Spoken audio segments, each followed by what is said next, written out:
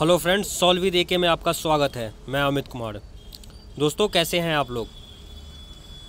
आज मैं फिर आपके लिए एक बैंकिंग का नया टॉपिक लेके आया हूँ कि डीडी, इंडियन बैंक में डीडी कैसे बनाते हैं। चेक के द्वारा हम इंडियन बैंक में से डीडी कैसे प्राप्त कर सकते हैं। छोटा सा पहले मैं ये समझा देता हूँ कि डीडी होता क्या है, क्योंकि कुछ लोग कहते हैं कि हम पेमेंट करने के लिए चेक का मोड भी तो यूज़ कर सकते हैं। तो चेक जो होता है उसमें ना बाउंस होने की संभावना होती है कि अगर जैसे किसी को हमने चेक इशू किया और जिस डेट में उसने प्रेजेंट किया और उस डेट में अगर बैलेंस ना हो तो चेक बाउंस हो जाता है।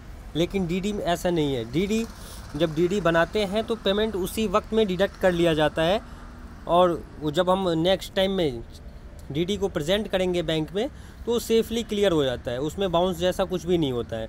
डीडी बनाते टाइम में ही पैसे डिडक्ट कर लिया जाता है। तो चलिए मैं बताता हूँ कि चेक के द्वारा डीडी कैसे बनाएंगे। मैं आपको फॉर्म दिखाता हूँ कि ये जो फॉर्म होता है वो कैसा होता है। ये देखिए, डीडी बनाने के लिए इंडियन बैंक द्वारा ये फॉर्म यूज़ करना होता है।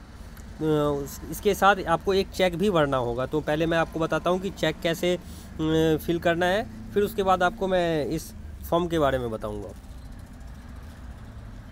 ये देखिए, ये चेक मैंने एक बना रखा है आपके लिए समझाने के लिए। ये इंडियन बैंक का चेक है।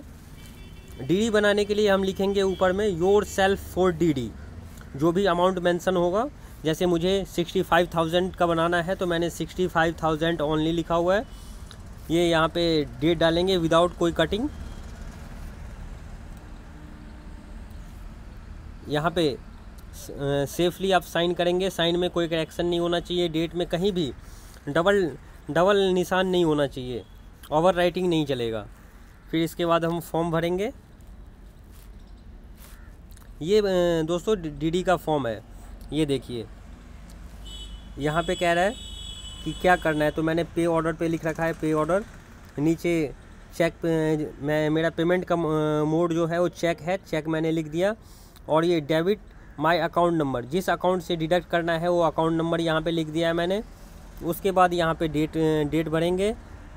अब ये आता है पेइज नेम, मतलब हम जो डीडी बना रहे हैं वो डीडी किसको देना है, किसके अकाउंट में क्लियर होना है। तो मुझे रेलवे के लिए बनाना है तो मैंने यहाँ पे नॉर्दर्न रेलवे लिख रखा है। अमाउंट 65,000 ओनली, इधर मैंने अमाउंट लिख रखा है। नीचे ये जो एक्सचेंज है वो अपना बैंक वाला भरेंगे, जो भी उनका चार्जेस वगैरह होता है वो यहाँ पे डाल के टोटल अमाउंट वो अपना डाल लेंगे।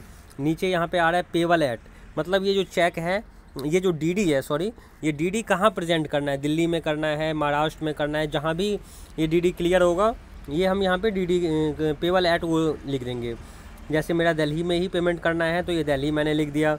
नीचे सिग्नेचर ऑफ एप्लीकेंट, यहाँ पे अपना सिग्नेचर करेंगे। इस तरफ मोबाइल नंबर लिखना ना भूलें, क्योंकि कोई भी क्वेरी होगी तो बैंक का जो स्टाफ है आपको कॉल करके क्वेरी कर सकते हैं। साथ में यहाँ पे ब्रांच लिखना है। और ये हमारे इस तरफ ये हमारे के लिए होता है कि जो हम कभी अगर कोई प्रॉब्लम हो तो ये स्लिप दिखा के हम बैंक में क्वेरी कर सकते हैं। तो सेम चीज़ इधर भरना होगा। Branch, date, name of applicant, ये मतलब किसके अकाउंट से जा रहा है। तो अमित कुमार ठाकुर, मैंने अपना ही नाम लिख रखा है।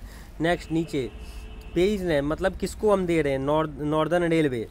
अमाउंट, ये मैंने अमाउंट 65,000 ओनली लिख दिया। यहाँ पे अमाउंट नीचे जो लिख रखा है कॉलम में उसमें भी मैंने 65,000 लिख दिया। तो ये ऐसे करके चेक के साथ जब आप ब्रांच में सबमिट करेंगे काउंटर पे तो वो आपको कुछ देर में आपको डीडी बना के दे देंगे। तो ये डीडी जो होता है ना पेमेंट के लिए सबसे सेफली मोड होता है। आपने देखा होगा यूनिवर्सिटी हो गया या रेलवे, कोई भी जो ऐसे संस्था वगैरह हो गया ना, जो पेमेंट का मोड होता है वो डीडी ही मांगते हैं, जिससे चेक होने का कोई टेंशन ही नहीं रहता है। तो दोस्तों, आज आपने सीखा कि इंडियन बैंक से चेक के द्वारा हम कैसे डीडी बनवाएंगे। तो आप ऐसे ही हमारे साथ बने रहिए। मैं बैंकिंग, अकाउंट्स, टीडीएस वगैरह सारे टॉपिक आपका क्लियर करवा दूंगा। अगर वीडियो समझ लगी हो तो लाइक एंड सब्सक्राइब ज़रूर करें। Thank you, bye bye, take care.